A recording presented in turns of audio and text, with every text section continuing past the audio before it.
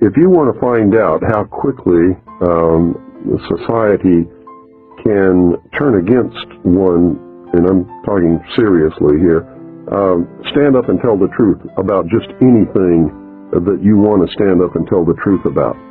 It scares the living daylights out of everyone.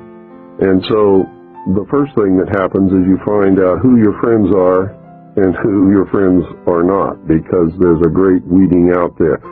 And it's not anything that you do on your part or that I've done on my part. They just disappear. And you find very quickly that people are afraid to be around you because they can see the government being upset about what you're talking about, and they can see repercussions coming, and of course they have happened and will continue to happen. And ultimately, I really believe that there will be some kind of a terminal point where they decide that they're not just not going to put up with this pest anymore, and that's going to be the end of me. We have been literally financially in the ditch.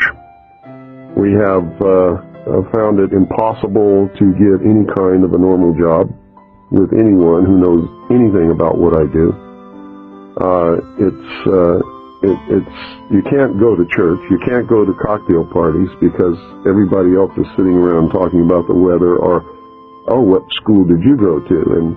And when you have done the research and arrived at some of the answers that I know to be true now, those people become like kindergarten children. They're not in the real world, and I can't engage in that kind of a conversation. So you really find yourself in another world that has nothing to do with all of the rest of the people who are running around engaged in their activities that they think are so important to them. And to them, they really are. But to me, they've lost the reality of what really is important, and they're about to lose their freedom to even discover those things at this point. May I ask you a last question, and that is, how would you like to be seen or remembered in future years when people look back and you think about the thrust of your work? What is it that you would like to be best remembered for? I think I would like to be remembered like Paul Revere was remembered. At a time when it was needed and nobody else would do it, I got on my horse and rode through the night and said, the British are coming. That's all. I'm not looking for any fame or any fortune. You certainly don't get rich doing what I'm doing.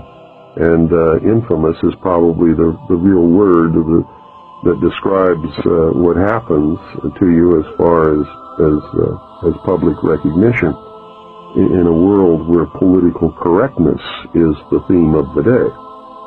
You just don't do what I'm doing. So if anybody wants to remember me, I would certainly be pleased if they just remembered I did what was the responsible and the right thing to do at a time when nobody else had the guts to do it.